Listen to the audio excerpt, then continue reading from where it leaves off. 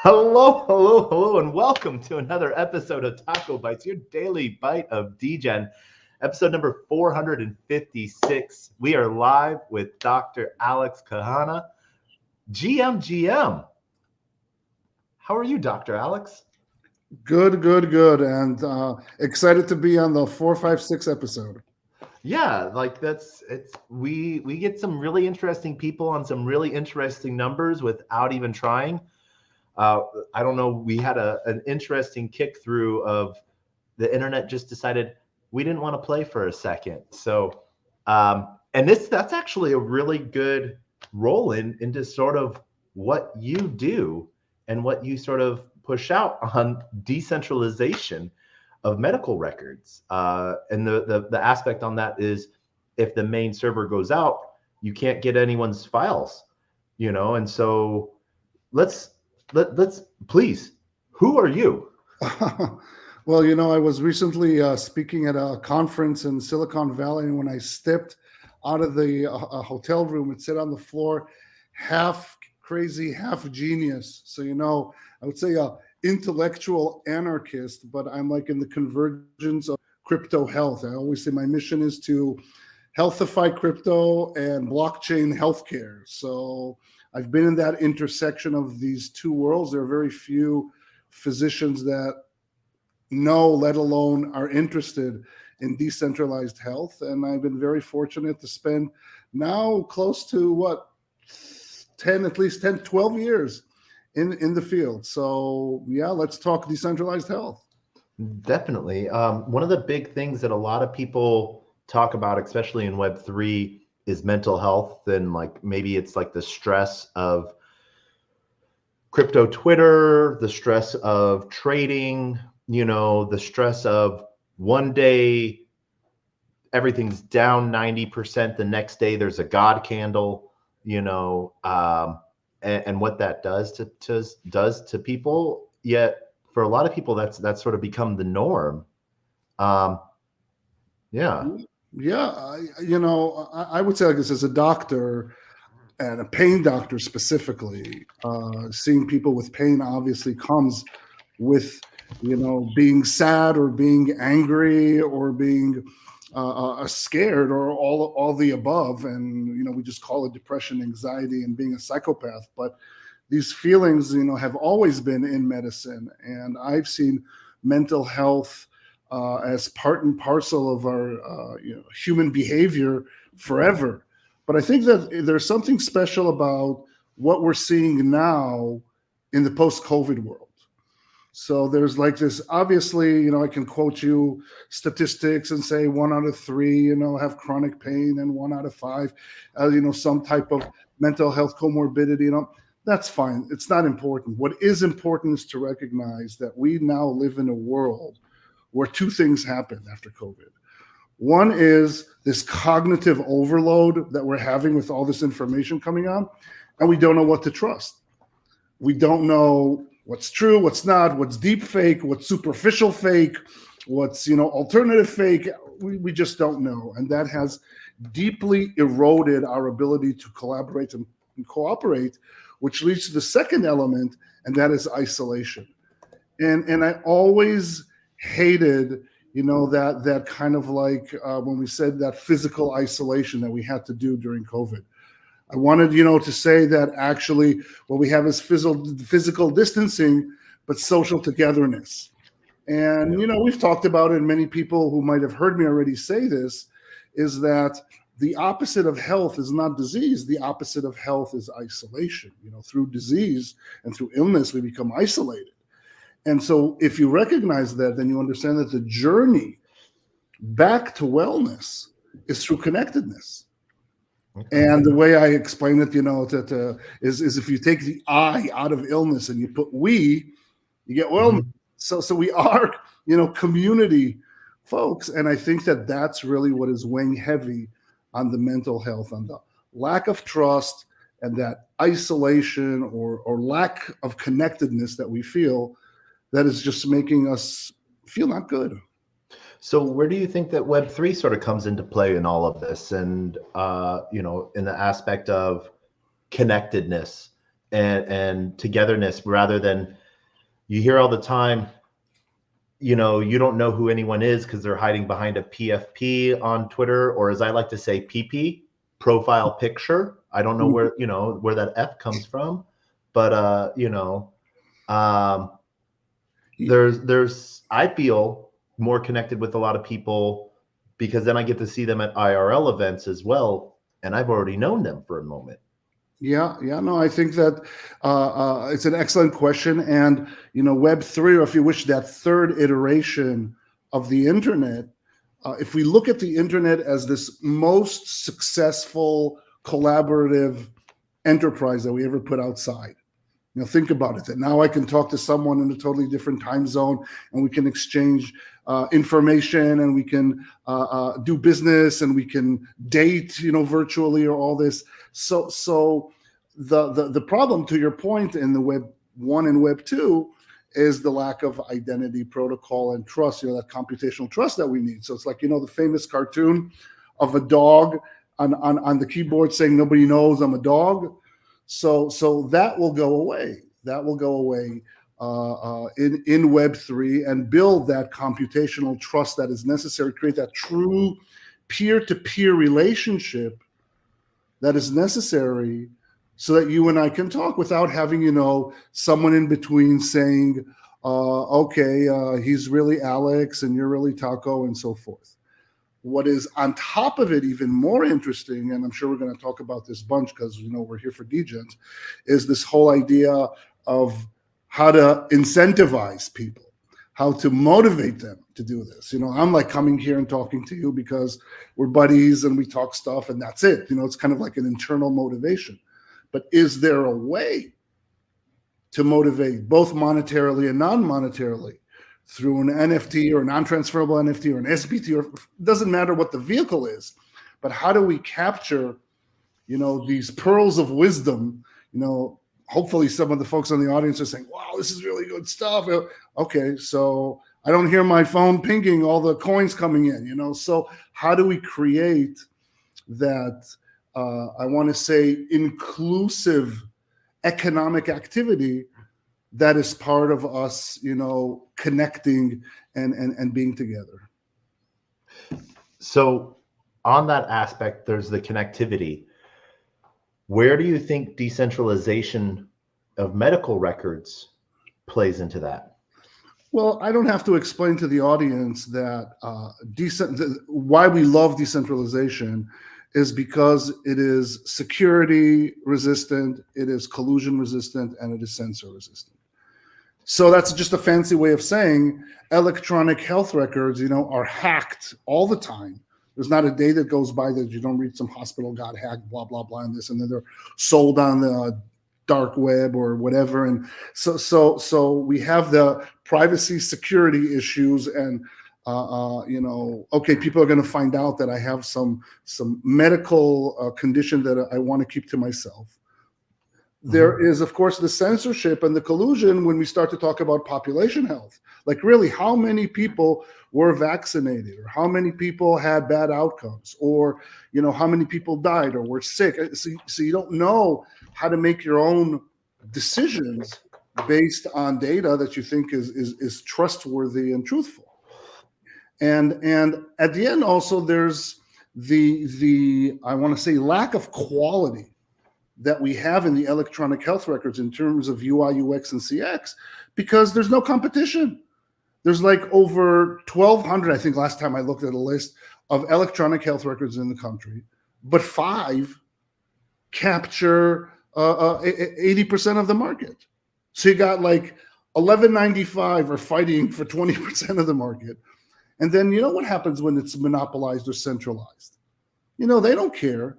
They're not going to make it better. They're not going to put in features that are good for you. They're going to put features that are good for their bottom line, but you have no say. So it's like almost healthcare is almost the only, I want to say, vertical of data that is very difficult to procure. Everybody can go neobanks and they have stuff, and you have your financial, and you look on your phone and say, oh my God, this is great. And this and retail and e-commerce and shows and sports and esports, and again, everything is slick. Everything's at the tip of your fingertips. I say, okay, can you show me your electronic health record?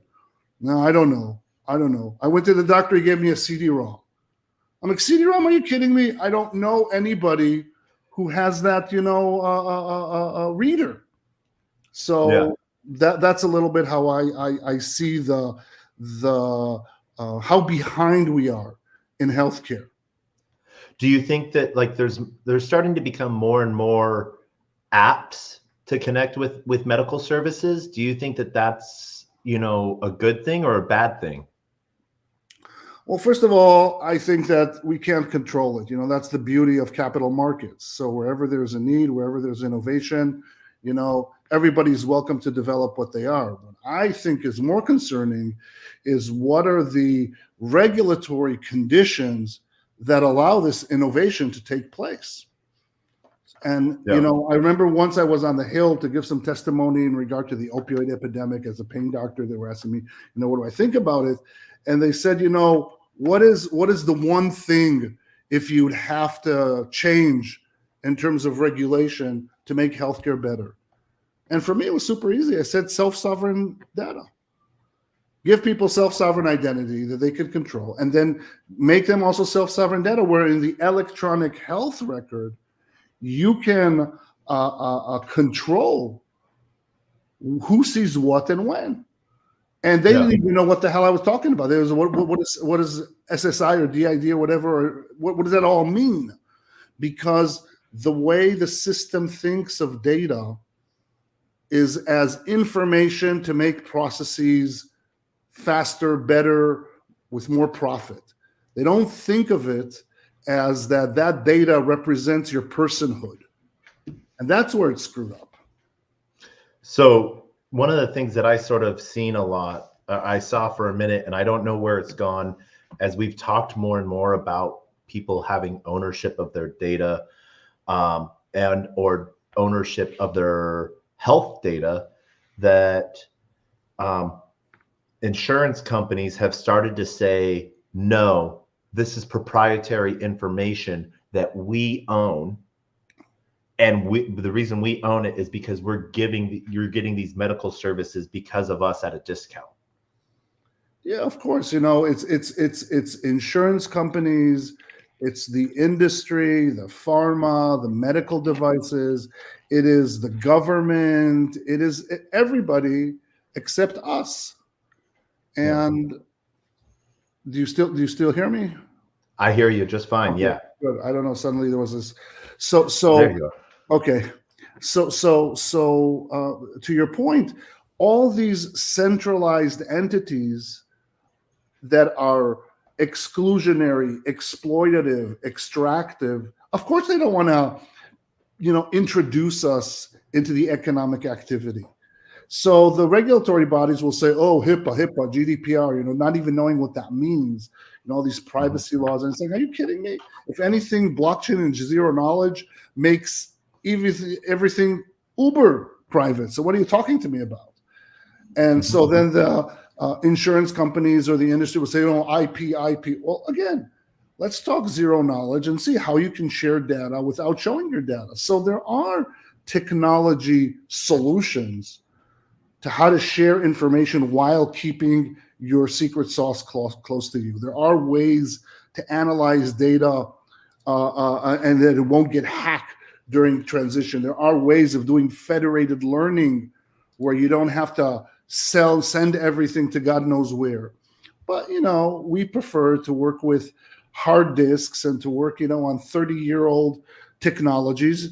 And by the way, if you still wonder, there are 600,000 fax machines in the United States. 99% of them are owned by doctors because by law, You have to transfer information using a fax machine. And not only that, but pagers as well. Pagers, CD-ROMs. I went to the orthopodist here, take the CD-ROM. I said, I don't know anybody in my neighborhood that has a reader that I could use. So the thing is that there's always a reason why a centralized entity that wants to exclude you will explain that that's how it has to be. We're really sorry. And I say, I don't recall the 11th commandment say, thou shalt not have ownership on your health data. I just don't recall that. I don't remember that being there either. Do you think that part of the fear or the ownership is coming from like AI starting to take a prominent role in healthcare, like really pushing the WebMD thing and making it smarter? And that there's a fear that people will say what's wrong with them or think nothing's wrong with them when something really is? Do you think there's a malpractice worry there? Yeah, I think that's a great question, and I can answer it in a couple of ways. I want to say that first, in all honesty, I think that the main resistance is simply lack of awareness. I've been talking about this for over 10 years. Only now people are starting to nod their head a little bit or inviting me to talk on podcasts to share it. Before it's like, what is this crazy talk, Dr. Cahana? Do you mind taking your medicines for today? I think that what AI has done, that it has been a huge accelerator, that suddenly these type of Web3 technologies have become household names, and that ChatterGPT, with all its hallucinations and biases and all its problems, really are starting to say to people, wait a second, this is kind of like, we've got to pay attention. This is a Manhattan Project moment. Are we going to create this like atomic bomb that's going to blow up in our face? And so suddenly, when you start to think about privacy and security and data, then suddenly, blockchain becomes a thing. Oh, of course. Well, if you want that and you want encryption and, tamper-proof and attestations and all these things. So I think that AI has helped people start to listen a little bit about what we're doing. But the main problem of not having decentralized health is people either don't know, or they don't care, or they don't, they can't be bothered. And this is why we're at that moment, because we have forfeited during Web 2. We said, oh, this is for free, not knowing that there is constant automatic harvesting of our data. And that is not, to use my 17-year-old daughter's verbiage, that is not cool. Now, yeah, you could say, well, I don't have anything to hide. It's not about that. It's about the systematic harvesting of information that can be massaged, can be treated, can be used to manipulate ideas and thoughts. And it ignores in totality your dignity as a human being. And I've said that often in other conversations, where you are your actions, and your actions are captured by data. And when some third party takes it and uses it and loses it and abuses it, they take a piece of you. Now, is this the first time in human history that we're enslaved to something? No, not really. That's the essence of who we are. But the difference is that now we know better. That now, but it seems like, though, some of us know better or think we know better, and everyone else just thinks we're crazy. And that gets called out, especially like I see more people in Web3, and I'm going to ask you to define that in a moment. I see more people in Web3 that understand money markets and financial markets trends than even normal TradeFi bros. And so I feel that there's a high education here, that when you know so much, or maybe you don't know, but you have a broader view, and so you talk on so many different things, people just think you're crazy. How do people combat that? Well, again, I think that this has to do with what we said before, the question of education and sensitization. You know, the folks in Web3 that now know TradFi better than others, you know, is because they realized that you can't really talk about mental health and physical health and planet health without talking about financial health. You can't kind of like, okay, there's some guys here down the block on Wall Street where I live, and they're just doing stuff and I don't know. And then one day everything pops up and the government gives a lot of money and I don't know. I'm like, my wages are getting lower and lower and my purchase power is getting weaker and weaker. You can't. You have to now live in a world where you have emotional literacy, digital literacy, financial literacy. Otherwise, you don't, you know, you don't survive.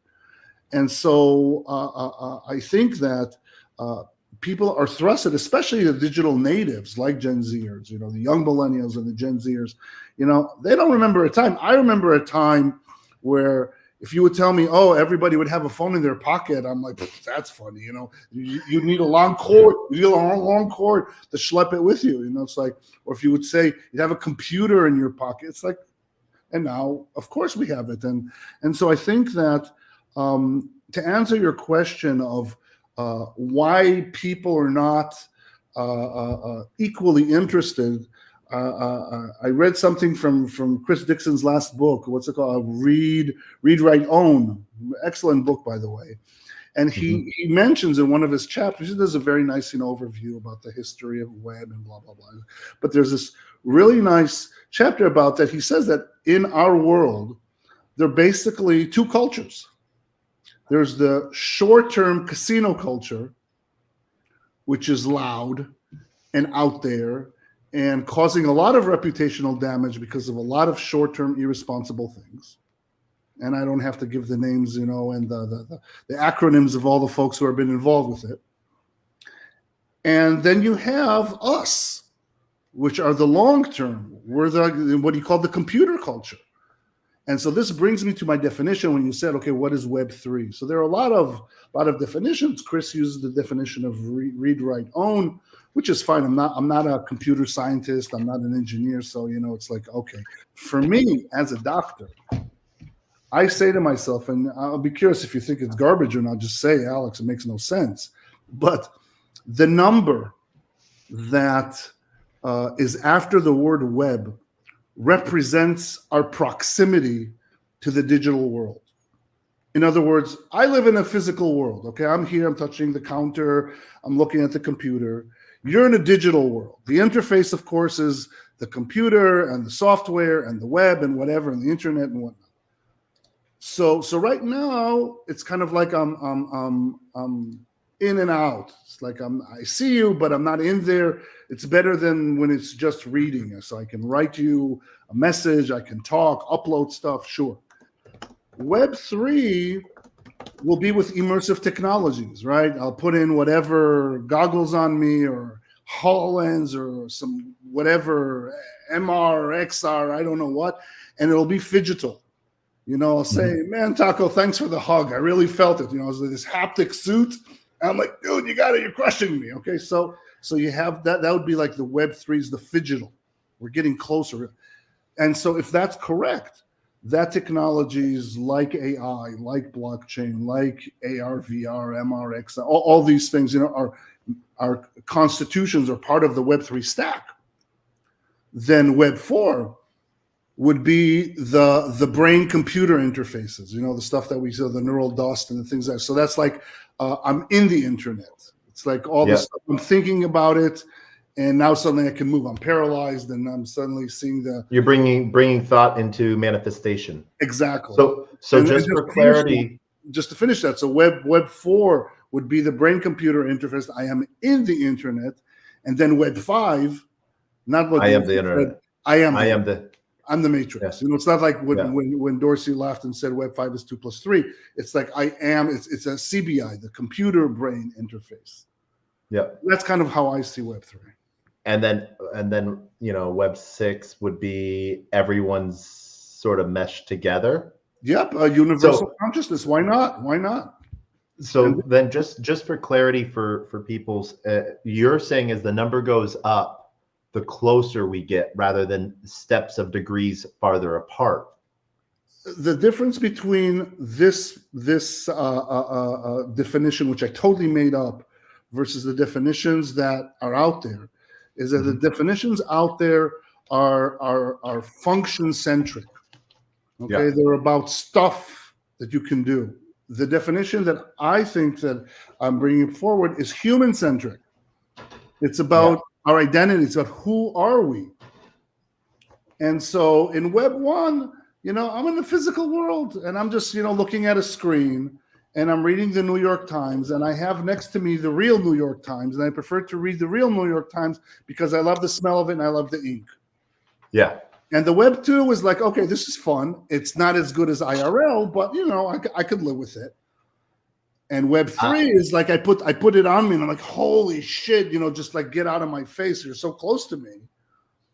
And then of course the 4 and 5 that we can only see and imagine in movies. And 6 would be this universal quantum consciousness that we can only take after micro or macro doses of whatever and get to that 6th dimension. So, all right. And do you think it's going to be getting better for people the higher we go, or do you think that there's going to be more forms of censorship as we go along? I think that people adapt. People don't remember how they were 10 years ago, and what was new and crazy, and this becomes just the new normal. Better is really what we decide, because like I always say, technology doesn't do nothing. It's what we do with that technology that makes a difference. Now, it is clear that there are two, I want to say, schools of thought that are happening now in the world. One school of thought is let's do more of the same, but harder and stronger. And so, okay, if this is not sustainable and we can, soon we're going to be out of oil. So let's extract everything and every stone and every rock and every mineral. And don't worry about it because meteorites are going to fall and then we're going to take from them. And then we're going to, extract from the galaxy. And so just let's do more of that. Let's create megapoli of cities that have 150 million. Now in China, they're doing this like megapolis of, Beijing, Hubei, Shenzhen. It's like 150 million, sure. So it's like, can't eat meat, so let's create DNA, fabricated meat in the lab. And then there are others that are saying, this is not natural. This is not natural. Growth in nature that is uncontrolled is called cancer. Okay, it's not good. And nature is going to dictate. We're not going to dictate for nature what's going to happen. It's going to dictate for us. And if we continue to putz around and do stuff, we'll have a COVID 20 and 21 and 23 and 30. And at the end, it's going to stop. Because when COVID started, what happened to the planet? It got healthier. Suddenly, carbon emissions went down. Suddenly, animals started to grow. The birds started to chirp in New York. What the hell? So maybe a couple of million of us, or tens of millions, or hundreds of millions have to die so that the nature will recover. Okay. So it really depends on how do we want to act, short term and long term.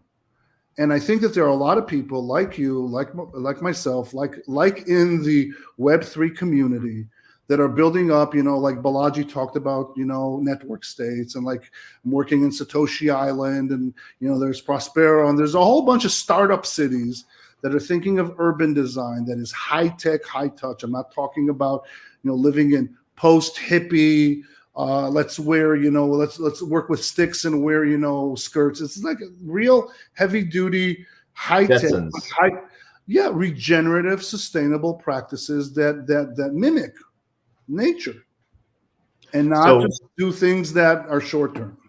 So then part of like with the birds in New York, and during COVID and stuff was almost one, because people were sort of under quarantine, ordered to stay home. And so that might fall into suit of like Elon's proposal that the earth can't sustain the population. And so our journey has to be out to let the earth live. and we have to spread out. But then this then goes into what initially got us connected was your talk on decentralization of healthcare records and how you are starting with it. And I love your line.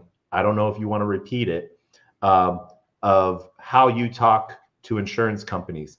Why do insurance companies trust you enough to let you in the room to talk to them about decentralization of medical records? Well, just to answer quickly to Elon Musk, if Elon Musk says something, then probably he studied it.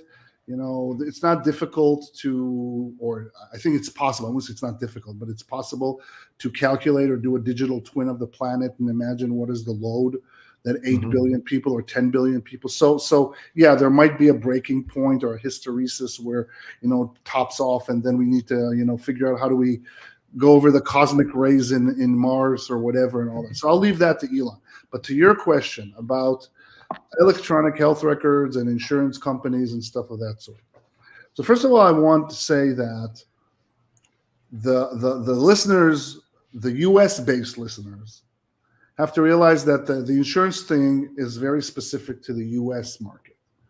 Not that because it's the only country in the world that has insurance, because there are many countries have multiple private insurances. I lived 10 years in Switzerland, and they have exactly the same type of system that we have here in the US, but it works.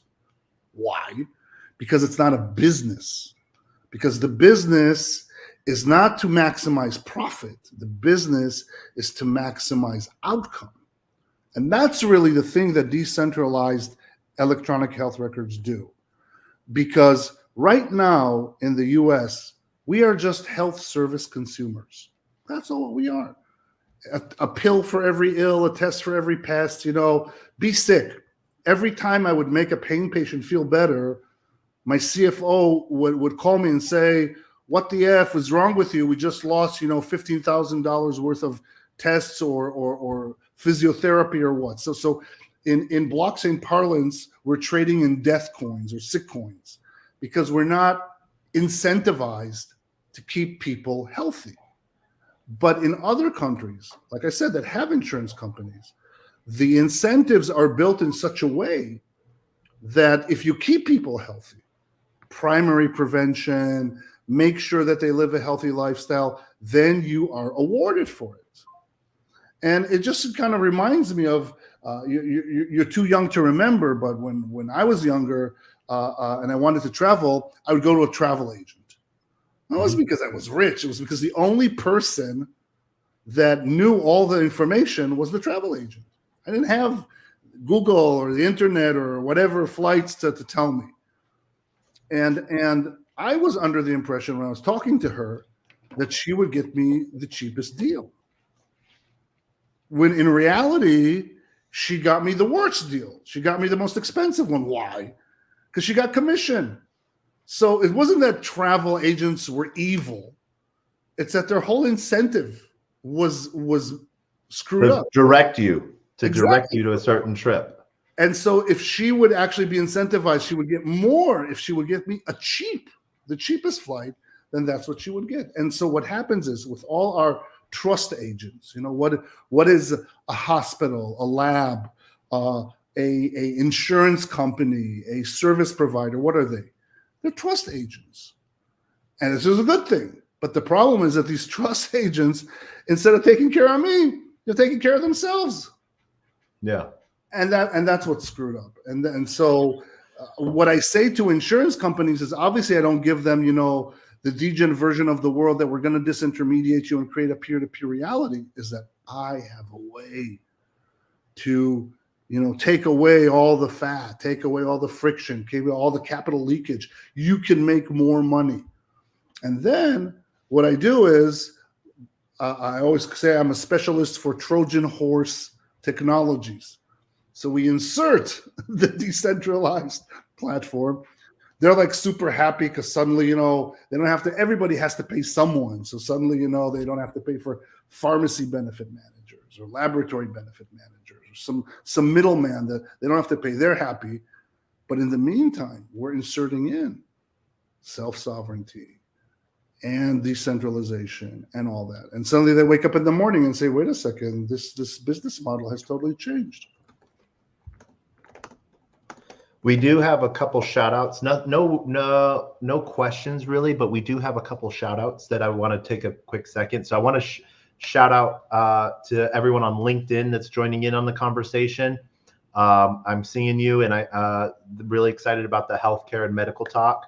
Also, just want to shout out to everyone on 0x Degens YouTube, Player One Taco YouTube, those that are joining us on Twitch, and I see you guys that are joining us on Instagram Live as well as a huge shout out to one of our fans on Farcaster and on Lonely. And then to those on Kick that are joining us, just no real questions, just cool comments on like the tech side of things. Appreciate it.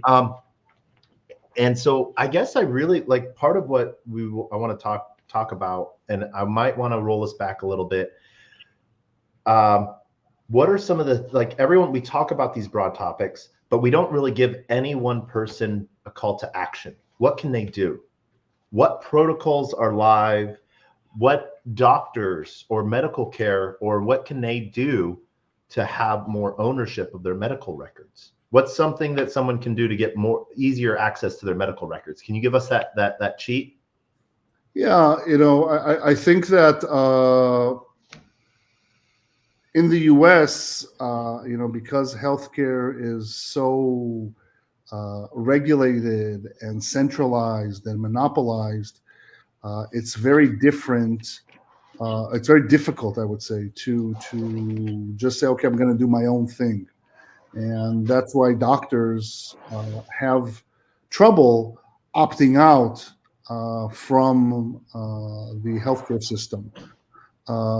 Those who are on cash only, who basically have opted out, they are starting to use blockchain-based platforms. I think that if I was someone that, let's say I'm working in a group or like in a startup and we're a couple of dozen young people that are healthy, and we hate our insurance because it's too expensive, it doesn't cover what we want, and the money that we put in doesn't play for us. So what I would do is, besides reaching out to me, is to self-organize, talk to a insurance broker in the state that you are, decide between yourselves what is it that you want to be covered and what not, convey that to the insurance broker so that they can create a bespoke or personalized insurance. They would say how much it costs, and then I would tokenize it on whatever, create a liquidity pool, and build like a smart contract that defines how much of it will be, let's say, low risk to play with it versus how much it will be that you keep aside to pay if someone gets sick. So that is something that someone can actually do. And so we are so early in the stage that just even talking about it, and I'm sure that 100% of your folks that are listening, it's like, I've never thought about it. Of course, because we've never thought of that ability that I could be my own insurer. I can be my own doctor. I can be, my own caregiver. Now, because we are biohackers, because we, measure everything, then we start to understand that there's the technology out there. So I urge many of the listeners who are technologists to reach out to me so I can connect you with platforms that are building it, or maybe sit together and brainstorm and build something. It's not rocket science. It's not something that's super complicated. And just like if we built in Africa, in Africa, we built a blockchain-based, works on Cardano, electronic health record that has tokens to it, that basically has, the ability to control, the user can control who sees when, what, and how. So I think that my call to action is pay attention, think about it, reach out, have these conversations, ask me, and we can start building. There's a physician DAO that has been developed called HPEC. There are things in healthcare, just so you understand what is in healthcare used blockchain for. So one is supply chain. So there's stuff there in supply chain and healthcare that use a distributed ledger technology. Credentialing is another. Clinical trials is another. Electronic health records is another. DAOs. I believe in DAOs. So create a social DAO. If you're already in a social DAO and you want to add some healthcare services to it, you don't know how to do it, talk to me, figure it out, tag on. It's not complicated. And then it'll be how we say in French, fait accompli. It'll be, that's reality. And then sue me. Okay, sue me because I wanted something that is better for me. And as long as we're going to be either too busy to care or too defeatist to think that we can do something, then we can't expect any of this to be better. But you can tell from what I'm saying and how I'm saying it is that I am 100% sure that in 10 years, people are going to say, I cannot believe that in 2024, people use this garbage of technology. And look what happened to 23andMe. What, $6 billion? Unicorn? How much is it worth now? Zero. Now, why is it worth zero? Why are they going to soon be delisted from NASDAQ? It's because, A, their service was not a service. What? Ancestry. Okay. So I know I'm like 99% Ashkenazi Jew, and my main risk factors are anti-Semitism. So, okay, so what? It's like, it doesn't mean anything. So it's not a genetic test. It's a forensic, non-diagnostic inquiry for people who have too much money on their hand that want to give Christmas gifts of, who was your great-great-grandfather. Fine. It's okay. I'm not saying that you shouldn't, but there's nothing medical about it and all that. And so what was their mistake? That they kept all their data for themselves. And they sold it to pharma companies, and I didn't get a check from them when they sold my data to GSK and when they gave it to the FBI. And that's where this is where the business model falls apart. And this is where people have to insist. This is my data is mine, not yours. And if you don't care or you don't know or you can't be bothered, then what do you expect? So how much, I think one of the things that we do is we give up our data out of convenience. And half the time, a lot of apps where you try to restrict what data, they won't even work. And they're modern apps that we need to use for anything and everything. But that's the hard point. And we're seeing, I don't want to say lines being drawn in the sand on it, but we're seeing pushback on this, allowing apps, convenience to interact with things. We need to give up more and more, and we're not getting reimbursed for this. And there's not a good way to track that. What kind of protocols do you see right now that are doing things to counter that? Are you seeing anything to counter that? Yeah, I am. Well, first of all, I also fault myself. I Google more than I brave. Okay, so if I wanted to do it, it's like I should brave more and Google less. For example, use Brave browser. Oh my God, Uncle Drew would be. I know the Brave team. I love them. I use Brave, but I also use Google. Yeah. The same thing. And every I want to say social media platform that I use, there is a decentralized twin. So we should start, using that as well. So in healthcare, I could give names, say, oh, use SolveCare, it's awesome. They're all good. But then, I'll say a name and then I'll get a call from friends of mine. Oh, why didn't you mention us? There's BlockQ, there's Remedy with a Y and Remedy with an E, and this is like there are not thousands, but there are dozens of them out there that are looking for users. They're looking to be adopted, and the reason that they're not adopted is not because they weren't thought through or improved or not usable. It's because we don't even know. This is how early we are. It's like, can you imagine? I'm sitting down talking to people and like, huh, what are you talking about? That's why always when I give a lecture, or earlier last year, I was invited to London to talk, at the Royal Society. It was really cool because like where Isaac Newton, was talking. So I was like, I was about AI, and of course I talked about blockchain because what do I know about AI? So the only thing I said about AI is I'm not an expert in artificial intelligence, but I'm an expert in natural stupidity.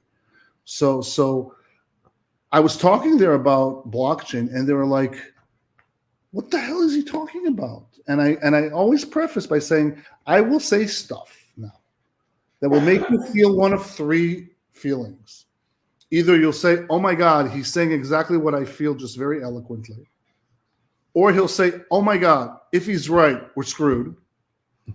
Or you'll say, why am I listening to this at all? Well, it's like, I'm not interested. He was supposed to talk about mental health and narcotics and opioids and OxyContin and microdosing and mushrooms. Why am I listening to all this? Sure, we can talk about that too. But the point we're supposed to talk about Degen things. Exactly. Why are we like, I'm young, I'm healthy, I'm going to live forever. What do I care? I'm not going to be insured, and I'll close my eyes, and if I need something, I'll go to Mexico or fly out, to Turkey and get a hair transplant. It's like, sure. But, the reason why we are living in this reality is because we allowed it. The USPS didn't ask email for permission to become the main carrier of mail. Yeah. We adopted it. So how can we adopt something that we don't even know exists? Okay, so let's talk. You are right. There are hundreds of projects that are out there looking for users. Let's talk about just one, random one. Pick one, and I want to deep dive on it a little bit. For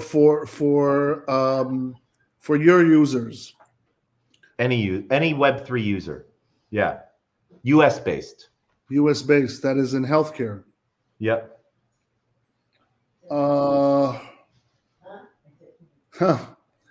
Because the ones that I'm thinking, one that's really good is in Korea, the other one is in Africa, the other one, it's like, for individual users, I'm blanking. I'm blanking on their name. With insurance, this decentralized insurance that.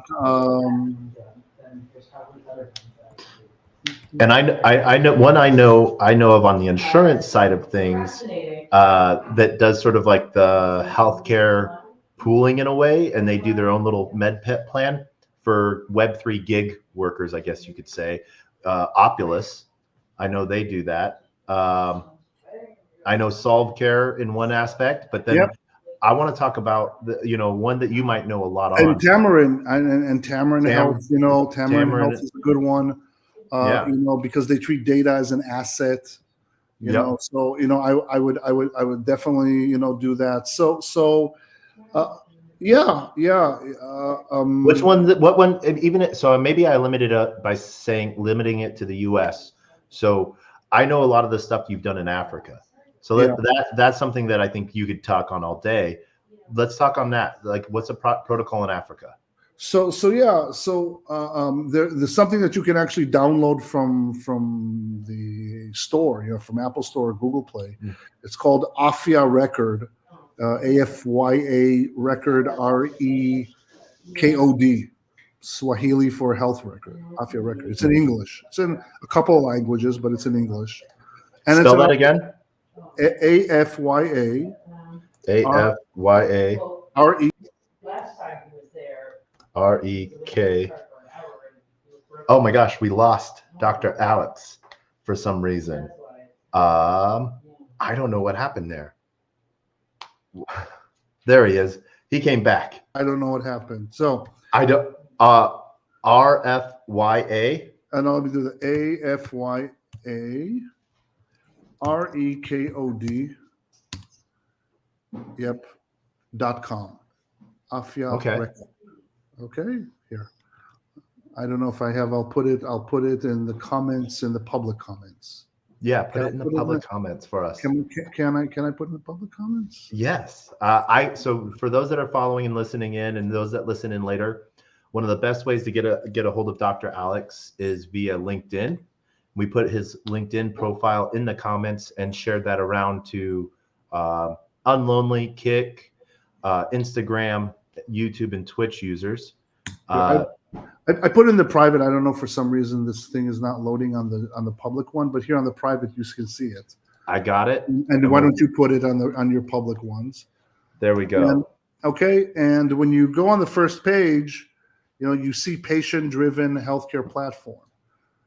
And so it's more than an electronic healthcare record. It's a health data ecosystem that on one side, it has an app for patients. Mm-hmm. And on the other side, it has for healthcare professionals and administration. And it has all the features that you can imagine that the centralized one has. So it looks like anything else, but behind it, the difference is that it has decentralized, databases, and it has tokens, and you can earn those tokens, and you can control. There's a click where you can control and say, I don't want this doctor to see my notes, or I don't want this administrator or insurance company to see this information.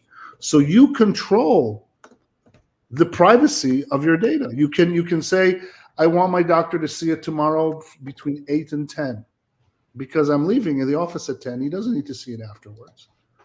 So you have all these features that we as Degens appreciate that we miss in these patient portals. It looks like Amazon, or it looks like any app on mobile. It's not this like thing that you don't know how to hold it because it wasn't configured correctly for mobile. And that the data belongs to you. And if someone wants to look into it, it alerts you and says someone is taking a peek. Is that okay or not?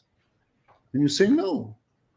And of course, you have dashboards. So let me give you an example of what we built in when it was COVID, because we started this and then COVID broke out and all that. And so we said, okay, we have an AI engine behind it. Let's, we're not going to, like here in the US, let's intrude like with Bluetooth and know exactly your location. And you got to give in your name and everything and no privacy and whatever. And I was like, suddenly I got an alert that I have probably COVID because they saw that I was with someone in the night, and apparently what they saw was my neighbor from the floor above me, which I never saw. And why would I, have COVID? Your Bluetooth, that Bluetooth notification stuff. Yeah. It's like nonsense, garbage. And so we put in that if you have the questions, you have shortness of breath, cough, without any identifying, information. And if you would say yes to all of it, you would become a red dot. And so it'd have a map. And we're like, if you would be a yellow dot, a green dot, a red dot. So I remember we were in Nairobi and we're driving the car and we had like the undersecretary of health or something. And we're showing it to him. And it's like, what are all these red dots? I said, yeah, these are a bunch of people that we think have COVID. We're going into the neighborhood. And he says to the driver, take a U-turn, let's go back. We had enough today. And so you're able to track people without invading their privacy. And so when there was a breakout of COVID cases in Mombasa, which is about 8-hour drive from the capital, Nairobi, which is the port, we opened a tent. We had like 100,000 people download the thing for free. And then we would see all these dots and we figured out, we saw them, these are all truck drivers. So we quarantined the truck drivers for 2 weeks. We didn't know how long at the time, so just for 2 weeks. And COVID went down by 90%. And so the point is that with simple technology, you can solve things for people, but also public health. And not this kind of like, oh, you have to give me all your information plus your secret code for your bank in order for me to protect you. That's nonsense. And so I recommend to look into that. And of course, we can say, okay, can I use it here? Not this, that. We can figure out creative ways of how to connect that interface and maybe have conversations with Tamarind, maybe have conversations with, Solve. I don't know. There's the wonderful things can happen. There's D-Health in Europe that is awesome, that they do stuff. There's some stuff that's going on in Latin America. So the point is that if we don't start to bug the system, not wait and say, oh, it's not perfect, I can't be bothered, but start to annoy and say, wait a second, I don't like this. And people will be either technologists that will say that the interface, sucks, and some people that are more interested in the healthcare services, and each one is interested in a different aspect, but that is how we change reality. So that's my call to action. Okay, nice. I like that. There's a lot of different aspects there of how, and even on the speculation side with a lot of these protocols having tokens that users use to pay doctors, that doctors are able to then redeem and pay for their back end stuff and pay for sides. There's even the speculation side of it, but I don't really want to talk about that too much, because that doesn't really worry me too much, because people get paid, whether they get paid $1,000 or 1,000 tokens or whatever $1,000 worth of tokens is. The doctor's getting paid for the service, and it's being provided to the individual. There's this classic saying, 1 Bitcoin equals 1 Bitcoin. Yep. And so as people start to get into this barter system in this P2P nation, we're starting to see a lot of cool things in that. I agree. And the reason why, play to earn, play to health, play to F, all these things that came out and they didn't lift was because the economic model behind it wasn't robust enough. And that really depends on the local conditions of that market. So, I live in New York, so obviously we're all thinking about secondary and tertiary markets, and I actually work with a great company that provides loans using data as collateral, which is a fantastic idea, called Gulp Data. They're awesome people. And, it's like, okay, how do I translate value and give, a dollar sign for, these type of solutions? But I want to say that, let's say in East Africa, nobody is interested, in this kind of short-termism or speculative aspects of it. They're not interested in derivatives. They're not. So the way to solve it is you just geolocate it for the village. So you have that thing, in the village, and it creates an electronic bartering within the village. You have these tokens, and with these tokens, you can get, fruit at discount. You can't buy cigarettes and alcohol, but you can get athletic wear, and gym, and whatnot. And once you leave the village, it doesn't work anymore. So you can't start to arbitrate between them, because you have 6 tokens for tomatoes in this village, and then it's 4 tokens for that in that village, and you start, doing all that stuff. So, each market is unique in its intentionality. That's why I appreciate it in Chris Dixon's book. It's like there are folks that want to do short, and there are folks that want to do long. The problem, and I was saying in DAOs, the reason why DAOs pop, there are 3 reasons I think that why they pop. One is that they're not decentralized enough, obviously. The second is that if they are decentralized, the founders, don't leave. They kind of get stuck in it. But most importantly is because we are mixing different populations that create different token velocities, which create different pressures on the price. So it's okay if you just want to shill. It's okay that, you get it, and the first thing you want to do is throw the hot potato to someone else. Just don't mix it with someone who wants to hodl forever because they believe in this thing, the security and the stability of the network. That's where things get, screwed, and that's where people get hurt. So it's the same thing for healthcare, and I think that if people get interested in just, reach out or Google decentralized and healthcare and they'll start to find things. They can ask me on LinkedIn, like you proposed. They can ask you, you can ask me. And it's like, and start this conversation, because This is affecting all of us. And if you think it has nothing to do with you, then you're profoundly wrong. It has everything to do, because like I said in the beginning, you cannot talk about your mental and physical health without talking about your financial health. And this is why these type of solutions are so interesting and so, if you wish, empowering, because we're transforming people from being only service consumers to health and wealth producers. And the reason why all these, biohacking didn't work is because we got peanuts. But I walk 10,000 steps a day and I got like $50 a year. Screw that. I'll have my ribeye right now, and I'll die 15 minutes earlier in 30 years.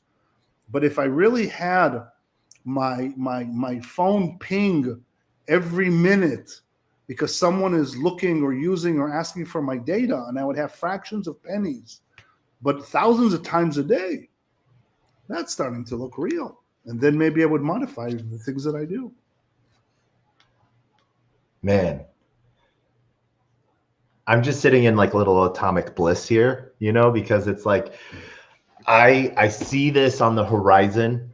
I'm wishing it's here today, and I know it's not, because like, unfortunately, like you were sort of saying, a lot of people take the arbitrage out of things and just assign it dollar value. And no matter what, they assign it a dollar value, even if that dollar is getting less and less, so even though something might be going up in value, they're still tying it to a dollar. And I see that being an issue with healthcare. And so health will always be a major thing. And we're starting to see I could go on rants here all day. No, but I want to answer that, because it's a very important point. There's a very simple solution, at least that I did in my head. Okay. And that is, instead of the word dollar, what I use in my head is I say the word data. Yeah. And that has value. And so we can start to think about knowledge units. We can start to consider people are interested in the data, that your health data that you are creating. Now, obviously, if you are like Mahone or like this NFL player, they want to know everything about you, and they will pay $1 gazillion. But even like, an old fart like me, someone would want to know what's going on in my life in order to predict better, I don't know what. So there's I think between 30 to $50 billion, depending who you are asking, the healthcare data market. And right now we have 0 penetration. So for all those that are shorting, that don't care, then all this, it's like, there's an opportunity there. There's an opportunity to tap into that data. Now, like I said in the beginning of our conversation, my one-liner is, I'm here to blockchain healthcare and healthify the crypto space. And this is why it's so hard, because blockchain healthcare doesn't want to be blockchained. They're very happy with their centralized, security vulnerable, sensor vulnerable, collusion vulnerable, 1980 whatever thing. And crypto doesn't want to be healthified, because I'm healthy, I'm young. What are you talking to me about? The only thing I might be thinking about is a little bit of CBD or microdose or macrodose or something, and maybe mental health, and this is where this is challenging. And healthcare is ripe, if you think about it. If you would ask me, Alex, which is the best vertical to apply tokenomics on? Which is the best vertical to blockchain it? More than gaming, more than fintech, I would say it's healthcare. Why? Because it's multi-stakeholder, a lot of writers into the system. You need the computational trust. You need the encryption. You need the auditability. And nobody trusts each other. Nobody trusts the other. And so you have that computational trust of, okay, I know, peer-to-peer, it's fine. And so I have no doubt that once people are going to take, and you know what I think it's going to be women. Because femtech is becoming a thing now, and women health is starting to be a thing. And when they're going to say, I don't want the government in certain states to know when I had my period, or now there's these pads that have sensors in it that can look at menstrual blood and tell you your health out of it, and I don't want no one except myself to know about it, they're going to be the ones that are going to demand everything to be, cryptographically authenticated and not this kind of loosey-goosey, everyday hacked. We're sorry, 70 million got hacked yesterday. Solutions that are out there. That sort of puts a little bit of a twist on it that I wasn't thinking about. But it's 100% true, where I sort of look at it too on the same side of things as medical procedures. For a long time, I didn't believe in privacy tokens or privacy chains. And that's because for me, I felt that blockchain was a solution. That transparency side of it got us away from the old marching orders of the dirty politics of banking and money. And I realized, though, that if everything is transparent, enough time can pass through. You think a wallet is pseudo-anonymous. With enough time, you can figure out who a wallet is, especially as we use wallets to pay for services and stuff like that. Like, oh, I see this wallet pays this bagel shop every Wednesday at 9. Well, I go sit at that bagel shop at between 8:30 and 9:30, and I'm looking on chain. And as soon as I see that transaction happen, boom, I know who it is. That's taking it to an extreme, but with enough, that's how simple it can be. And when I was thinking about it, when I first started to turn towards, the idea of privacy tokens a little bit, or privacy payments for services, was about 2.5 years ago, 2 years ago, when Roe v. Wade got overturned. And it was actually right before it got overturned that I was people were using this argument to me to convince me. And I was like, you know what? You're actually right. Like, if a woman is making a choice on her own and she's paying her doctor via crypto, that choice should be hers and hers alone and not broadcast to the entire network. Yes, she should pay for her bills. Yes, the doctor should be paid for their services, but that shouldn't be,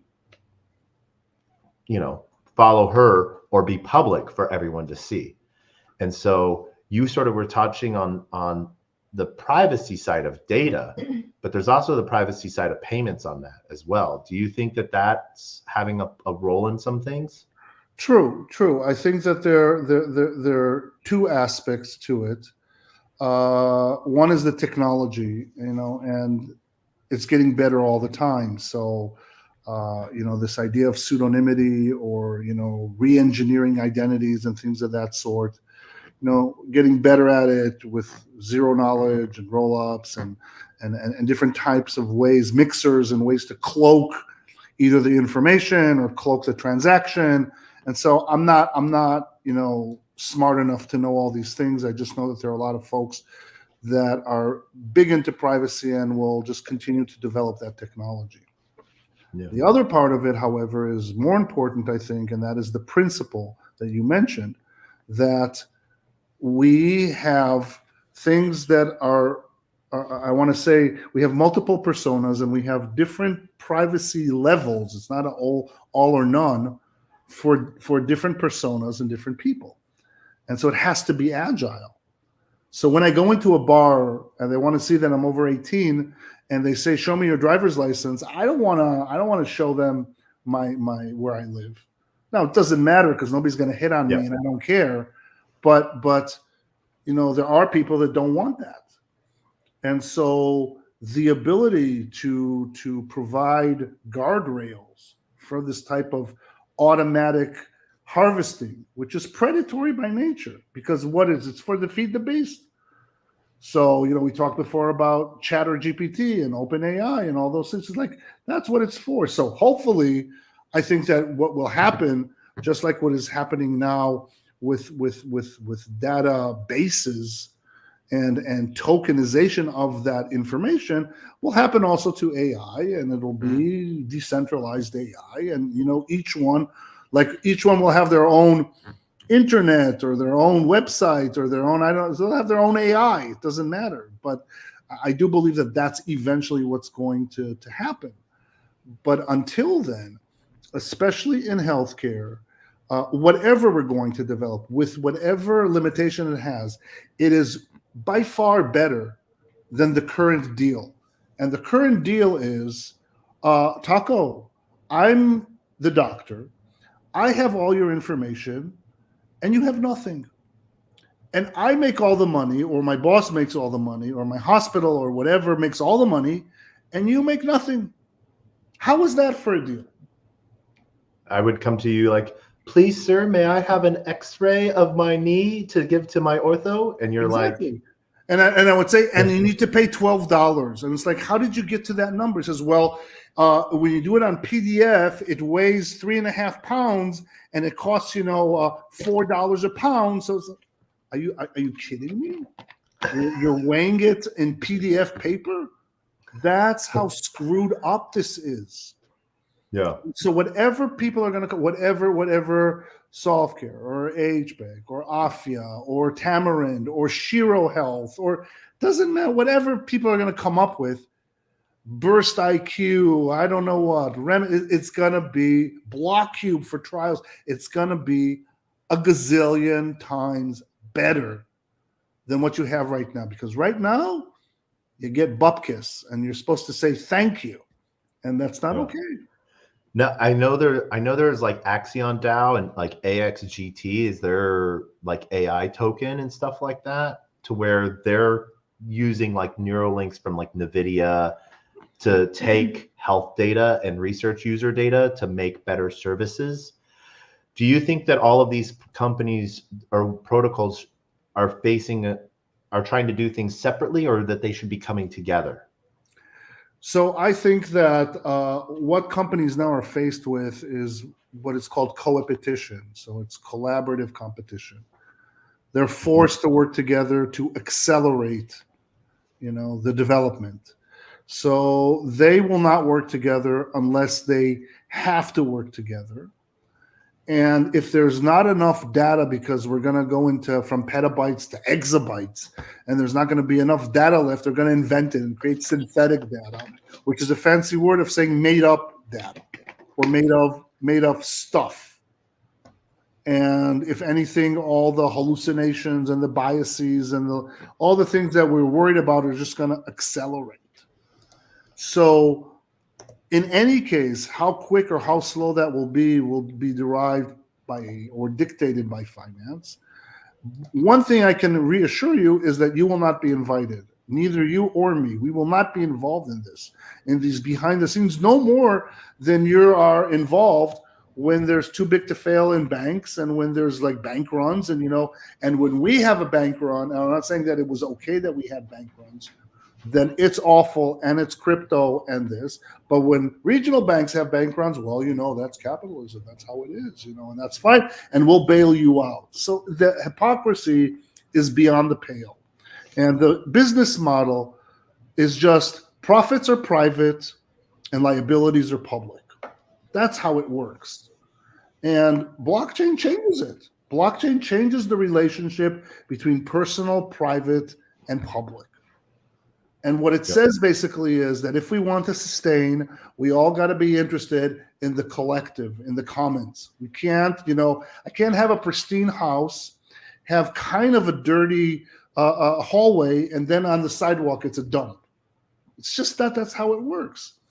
And so we have to kind of shift the way that we're doing it. And it can be done. This is part of the things that we're doing on the governance ideas that we're doing on Satoshi Island. Maybe not landowners, but to have access to land development, maybe not property tax, but what's called property value tax, that if you don't develop, then you're taxed heavily, but the more you develop the land, then you pay less. There's all kinds of things to do. But I think that people are waking up and understanding, and of course in Africa and in Latin America, they'll understand that quicker, that the government is not your friend, and that these centralized institutes, they're not your friend. Now, I'm not saying that you're not supposed to work with them, And I don't think that they're inherently evil. I think that many of them are lost, and they need to be refocused. And there is technology out there to help them refocus and say, okay, commons are important. Private is important, but just remember that private, all what it means is that if you want it, you have to pay access for it. So there has to be some ethics to it. A $1 million pill is useless because who could pay for it? And then personal is personal. Nobody's interested in your personal, baseball cards or whatever. So I think that what Web3 does, going back to the original topic, what blockchain and decentralization has been doing in healthcare specifically, is opening the eyes of people that it doesn't have to be this way. So you talked there a little bit like on these governments or the politicians themselves being a little lost, and people just, not fighting. Don't fight it. Figure out how to work within the system. And that's where a lot of people get lost, because the system just is so broken. And this is a good segue, on something that I wanted to talk with you about, Satoshi Island. And so what's sort of building out there? So Satoshi Island, Satoshi-island.com, I think. Yep, that is it. Yeah. Is we I would say the pioneers, okay, a little bit over a dozen of us, purchased an uninhabited island in a country called Vanuatu. And Vanuatu, when I'm saying this, because I didn't know that also, so if I'm kind of like seeing that I know a lot of stuff, I didn't, so don't feel bad if you don't know, is in the Pacific Ocean, South Pacific, in an area called Melanesia. So it's not Polynesia, it's not Micronesia, it's Melanesia, which has ethnographic roots that come from Africa and from Australia, and they came to the islands. Beautiful part of the world, paradise. And what interests us and what brought us to Vanuatu is not so much the proximity to New Zealand and Australia, but that the country, despite the fact that it's a low-income country, is one of the top 3 or top 4 happiest countries in the world for at least 25 years. So it's like, what am I missing? What am I missing that you live for a couple of dollars a day and you're happy as a clam? It's like, what's going on here? And when you start to go around, you see that they're just villages in 83 islands. So our island is next to the largest mass of land called the Espiritu Santo. And they're just villages around, distributed communities around. And each one has their own language. Each one has their own protocol, right? They have their language. And everyone has like this, they speak their language called Bislama, which is Creole English. So you can speak English, I don't speak it yet, Bislama, but thank you is like thank you much or something like that, So it's Creole English. And everyone owns their land and everybody works their land. And the way they resolve disputes reminds very much of a DAO. There's you can say proof of age, the proof of residency. There's all kinds of things, but they in their life live like blockchain, like a DAO. And when you go to the market, I'll never forget, I go to the market and they have, their national, their fiat. It's like, you can tell that they're not using it because it all looks all new. And they have like 100, 200. And the way they use it is, okay, if it's a small thing, then you pay 50. If it's a medium-sized thing, you pay 200. And if it's a big thing, you pay 400. That's it. Nobody says, oh, it's like $29.95 or $47.25. It's like, yeah, this, okay, 50, 50, 50, okay, this. And it doesn't matter, like you said, one Bitcoin equals one Bitcoin. It doesn't matter that 100 Vatu is worth, or 120, 118 Vatu is $1. Doesn't matter. For small stuff, if you have 4 small stuff, each one is 50, you pay 200. And if you have like 4 biggie stuff, this is 200 each, is 800. That's it. And so they use the fiat, that colored paper that has pictures of kings, queens, and slave owners and colonialists, they use it as like a symbolic bartering. That's it. And of course, they're primed to do it, electronically. And so what we're doing on the island, and the government said, okay, there's no tax. The country doesn't have tax because it costs more to build a system to get taxed. So they just said, don't do anything bad to the island, and don't do anything bad to people. That's it. And that's my mantra. You know that.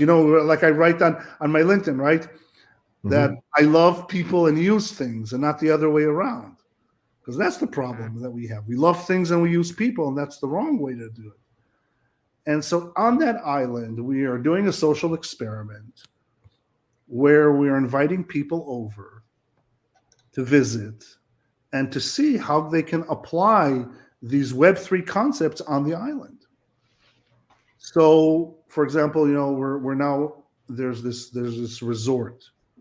So this is like, come and visit. I don't know, do a 4-day or 1-week detox. Remind yourself how to eat well, how to sleep well, how to dive, snorkel, engage in sustainable activities. Like, don't use toilet paper. What stupid idea is that to use toilet paper? What am I going to do with that paper smeared all over? Use a foam gun and that's it. So you have people that come in, and it's far by design, because then it would only attract the type of people that we would want to see. And then they say, oh my God, I really like this. I want to stay more. Oh, okay. So let's build, a digital nomad village. We have internet, we have that. And then if you want to say, oh my God, I love this. I want to live here. I want to die here like Alex. Okay. Then, you have property and you can stay there. And the idea is that it's not rule-based. It's not, okay, these are the laws, you have to follow the laws. Because then again, you're creating these classes. Landowners don't have owners. These don't want to. So like a DAO belongs to everyone and owned by no one. And we're working on tokenomics, and it'll have to reflect, also the evolution of the community. But the only principle that we're following is you got to bring more energy to the island than you take. Yeah. And so you say, okay, can I bring booze? Okay, I don't know. Let's do the calculation. How much is it to schlep to that remote island kegs of beer? How much is it to take it out? And if you binge and you overdose, and we have to call in a chopper or a plane to have you like 4 hours go to the nearest, medical center, what's the cost of that? And is it worth it? Wait, you mean I'm not going to get treated by Dr. Alex? That too. But you see my point. My point is that what we're trying to do is not replicate what we've been doing the last 1,500 years, because this is not just these last years end stage capitalism. You can go, if you read Balaji's, book, you can go back all the way to when we moved from hunter-gatherers to the agricultural society, and we started to create, those classes of people. So again, this is not like a place where, because there are resorts like that, we're walking with our straw skirts and on ayahuasca all day long. And, no, this is like high tech, high touch, very intentional. And we're open to it's not going to fit for many. Probably most people won't like it because it's so different. But the reason why I pursued this so much and so fortunate to be exposed to it was that now, just like Balaji said, you have a place to do it. It's not enough just to have a DAO. It's not enough just to have some tokenomics. It's not enough to have a community or build a community. You have to have a place to do it. And so if you call me tomorrow and say, Alex, talk on the phone, what? I saw this like drone thing where you have a chair and the drone can schlep your tuches from one place to another. Really cool. Sure, bring it over. Let's see. Let's see what it does. We have a digital twin. Let's calculate, the energy expenditure. Let's see what it saves. Sure, why not? Bring in investors, scale, say we tried it and it did. That's the point, that it's like a living lab that has two parts to it. One is the technology, and the other is the social organization. Because we're not a kibbutz. We're not like this, okay, we're going to do a communist or socialist commune and all. No. We are Degens. We are all interested in, I would say, the fundamentals or principles of decentralization and freedom of choice. It's just that it is governed not only by tokenomics, but also governed by an AI. So you have all these kind of technologies out there, microphones and cameras, and you have an LLM that's looking at everything. And we're now in the course of, using Versus to try to see a LAM, a large action module, and try to understand, how that would look like, because we believe that AI is smarter than us. So they're not, they don't get sad, horny, drunk, political. They just absorb everything and spill it out. Okay. So how does one get to Satoshi Island these days? Contact me. I'll contact with the team. Physically speaking, is you need to fly in from wherever part of the world, and imagine that you stop either in Fiji, New Zealand, or Australia. And from there are flights that go into Vanuatu. And then either you have to take another flight to go from one island, from the international airport to the island, and then a drive and a boat, and you get there. And once a week we would take the boat out and go to the main island, go up to the town, buy stuff. You buy for yourself, you buy for the community, you bring back, everybody eats. We have a common kitchen, co-living spaces, respect, learning from each other, co-creation, co-pollination. Paradise. What kind of Wi-Fi do we have? Starlink. Okay. All right. Yeah. Let's say that better than the one I have in New York. So. Okay. All right. Because that's always seems to be for me. How can I get there? Can I work from there? Yeah. That's what it is. I can't disappear from here, for extended periods of time. People, my clients, they go crazy, after they're sending me now, and like an hour ago they sent me, why aren't you answering me? So, I'm sorry, I'm talking to Taco now, leave me alone. So that's how impatient they are. So yeah. And again, I'm not trying to create this perfect, because it's not. This is hard work. This requires an investment of time, energy, goodwill. But for many people that I know, this is what they've been looking for. Now, have other startup communities succeeded? Yes, no, I don't know. Prospera, Zuzulu, was it Liberland? I don't know, somewhere in Croatia. There are all kinds, each one has a different DNA to it. So I'm by no means I'm saying that what we're doing is the bestest, greatest, chocolatiest. This is how it's supposed to do. Not at all.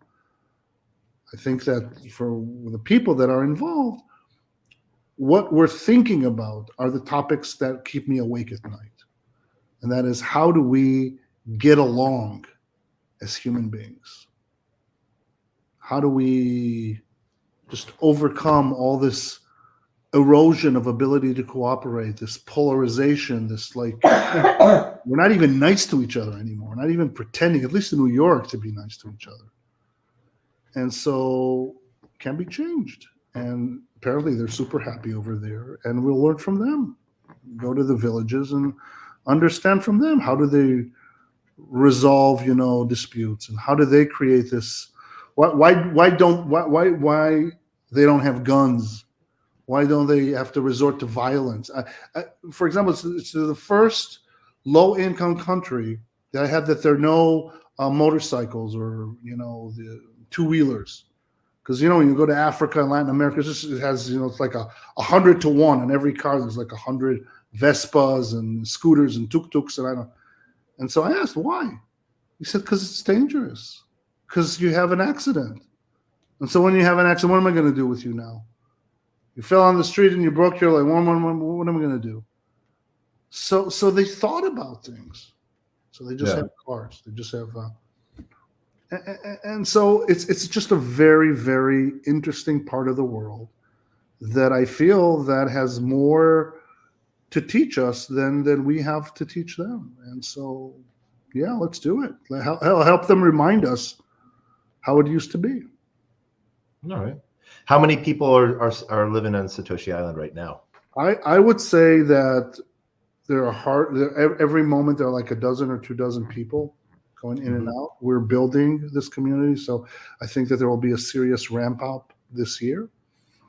And I think we're doing calculations of how many would the island sustain correctly, and we're trying to be thoughtful. There's no like we have a committee to see that you can apply and we'll accept. This is not like dating apps where you have to kind of like, I don't know what.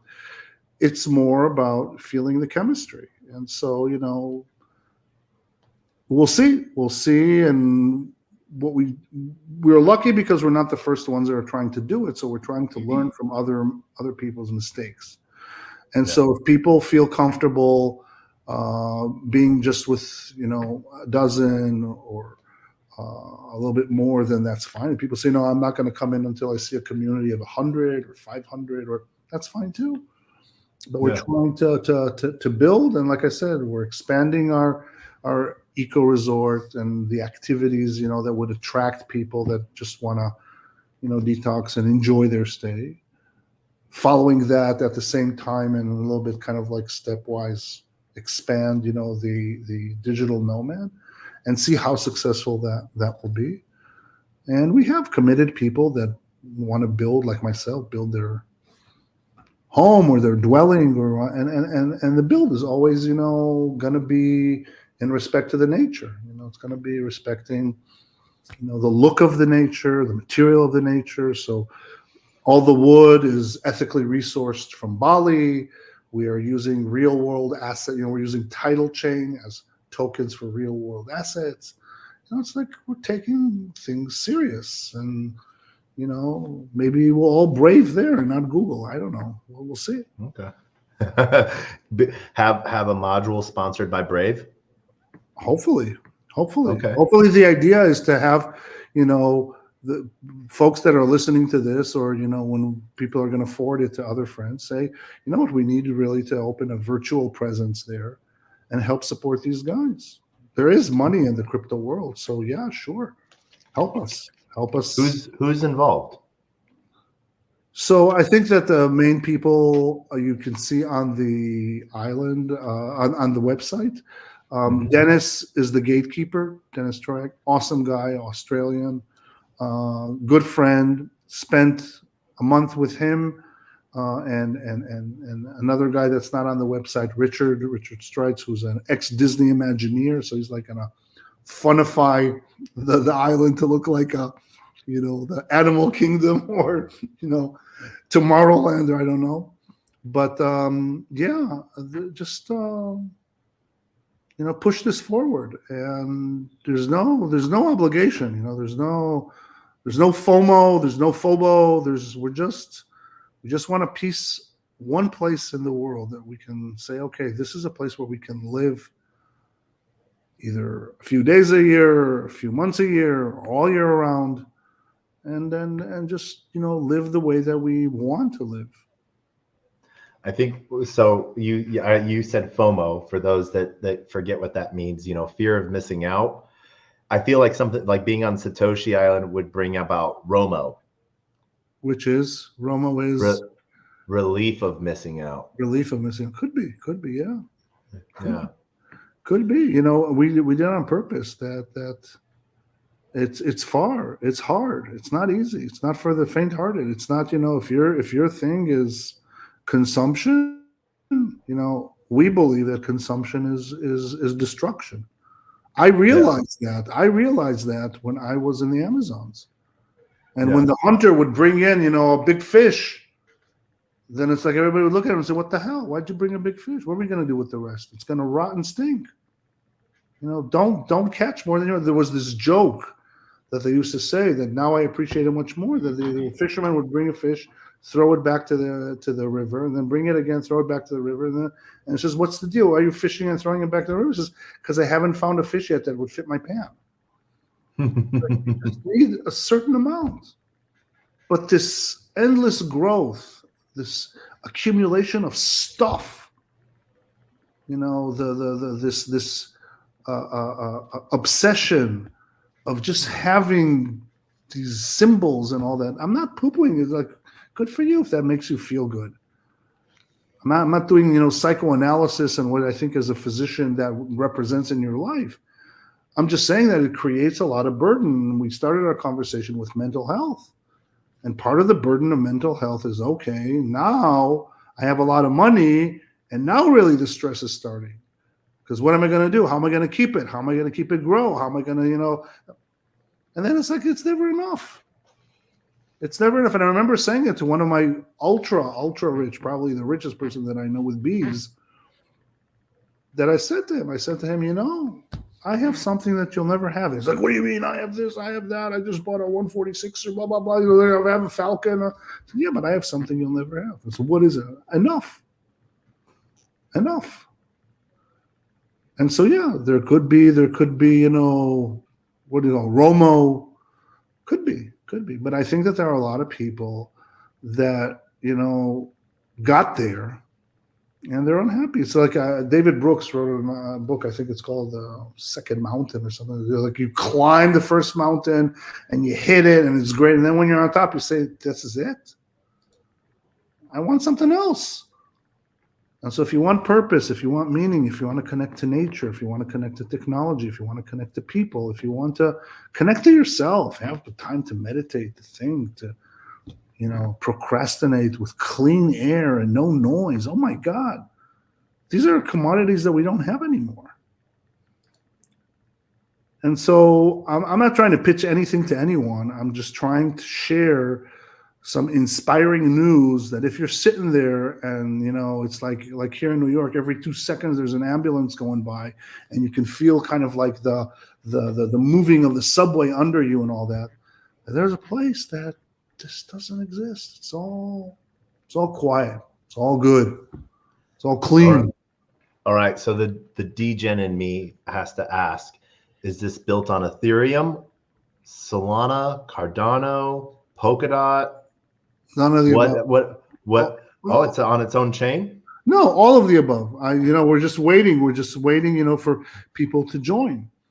But okay. Yeah, obviously the most ones that we're working with are Avalanche and Polygon and Solana.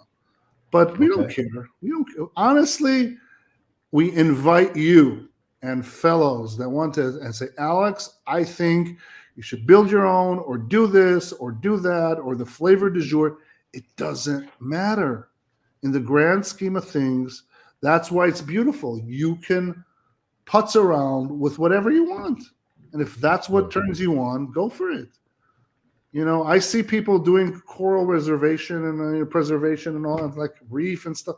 I'm like, I couldn't do that. Like, what, go in and clean corals? Yeah, but that's what turns them on.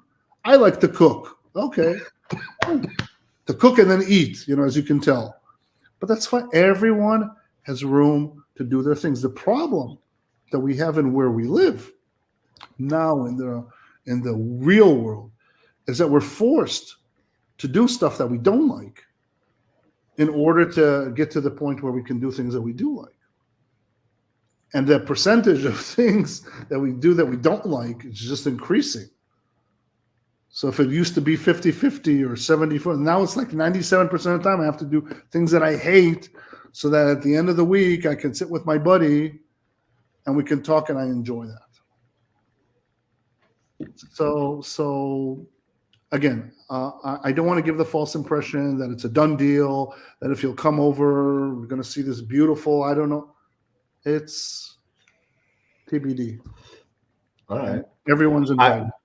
I just want to know if I can still hold my daily episode of TacoBytes, your daily bite of Degen there. Absolutely. Awesome. Dr. Alex, I want to thank you so much for taking so much time. I want to really roll back for just a second to really just sort of tie this all together because we've covered a lot. When did you get involved in crypto? October 2014.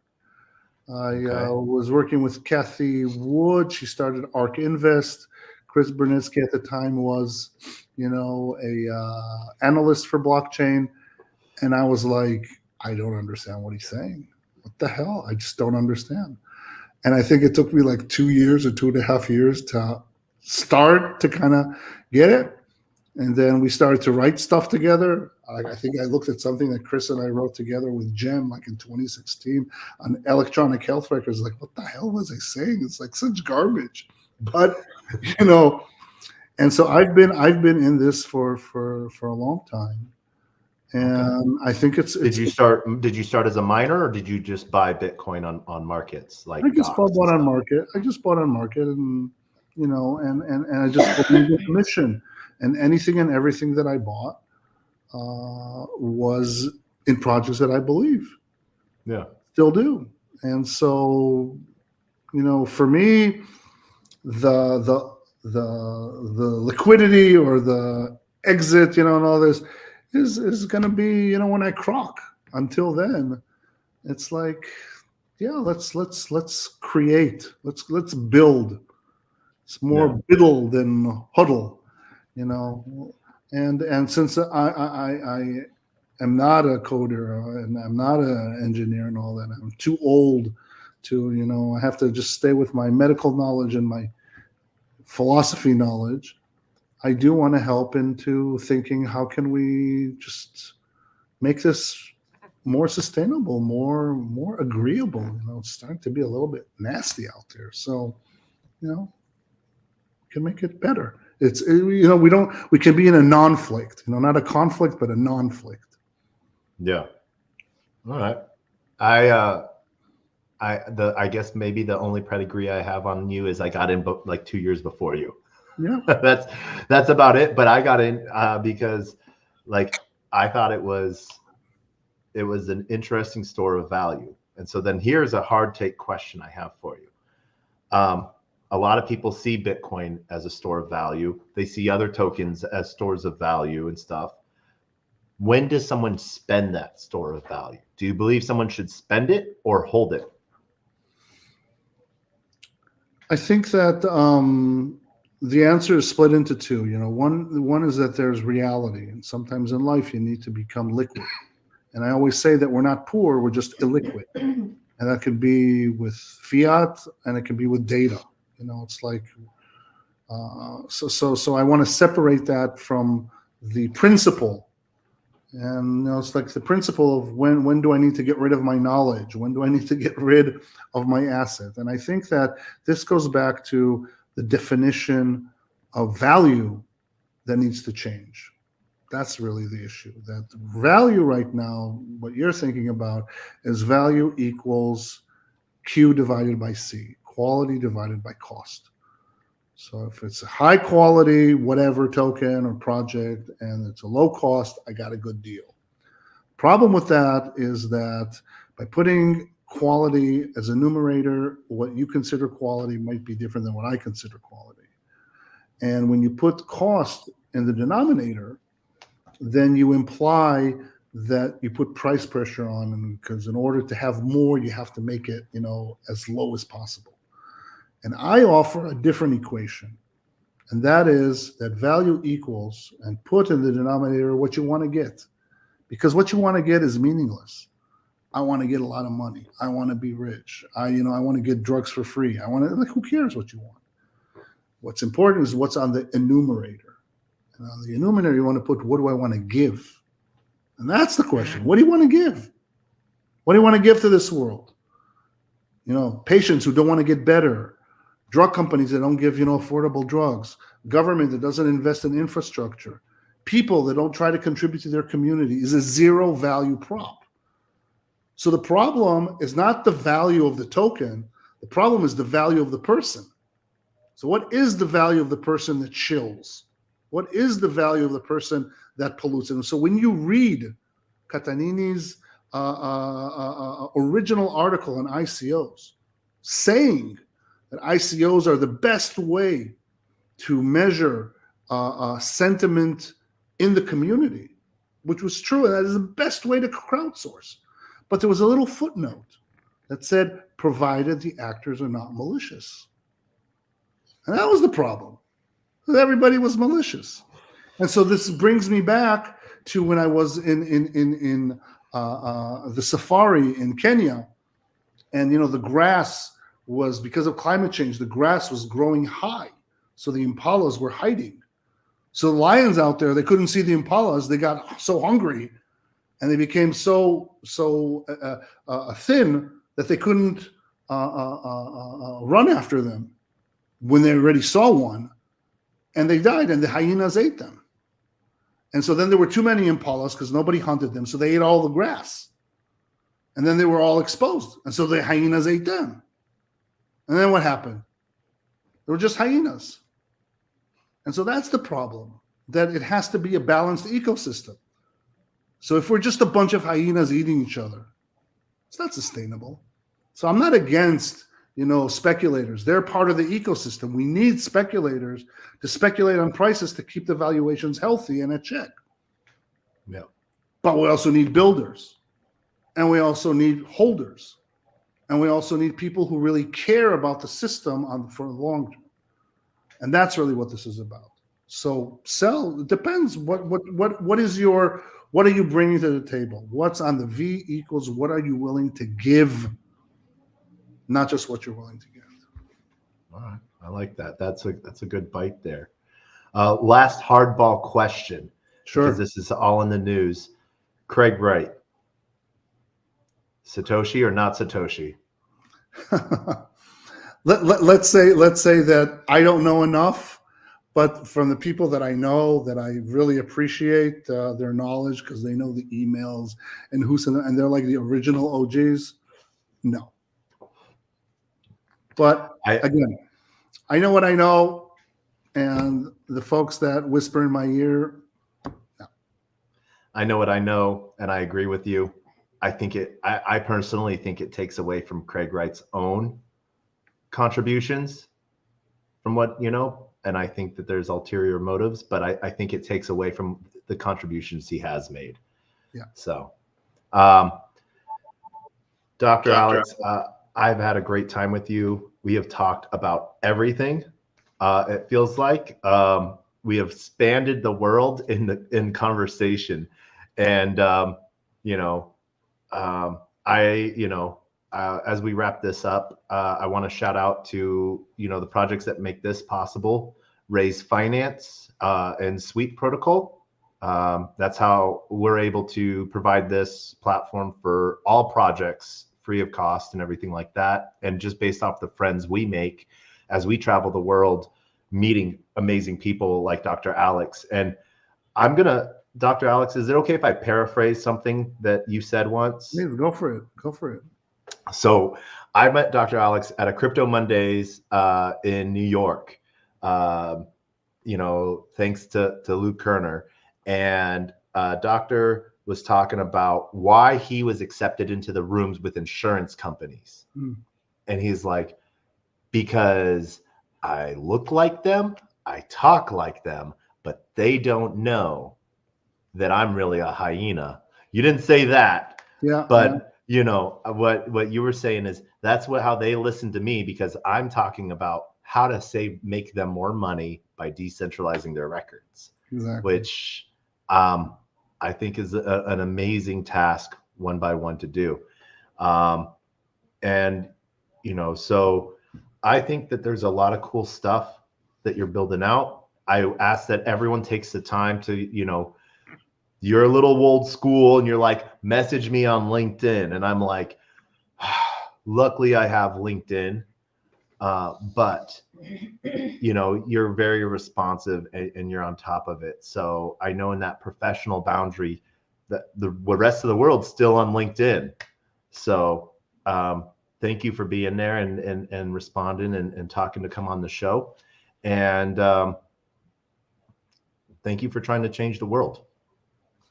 And thank you for giving me that voice. So let's continue our conversation.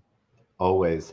And as always, I want to do a quick shout out. Thank you to everyone on LinkedIn, Player One Taco YouTube, 0x Degens YouTube, Twitch, Instagram, Unlonely, Rumble, Kick, and Telegram that are going to be watching this live or watching this later. This video will be posted eventually on Twitter once we get Twitter back on. But in the meantime, we're going to end TacoBytes, your daily bite of Degen, episode 456, the same way we end every episode. Words of wisdom and the best, worst knock-knock joke on the face of the planet. Dr. Alex, final thoughts, words of wisdom, 10 seconds. I think that, once we would make mistakes because of ignorance, today, for the first time in history, it's all about ineptitude. It's our decision not to do it. We know already everything and we can do the right thing. Awesome. Thank you. And as always, my words of wisdom and final thoughts are always the same. A closed mouth cannot be fed, and you cannot feed a closed mouth, meaning if no one knows you're looking for opportunity, opportunity can never come a knocking. If opportunity does come knocking and no one answers, it's going to keep on walking. Shout out to Race Finance, Sweet Protocol, huge shout out and love to Liam, and everyone else. Thank you so much for joining us. Doc, are you ready for the best, worst knock-knock joke on the face of the planet? Sure. Done out of honor of those that come before us and remembrance of those that come after us. But knock, knock. Who's there?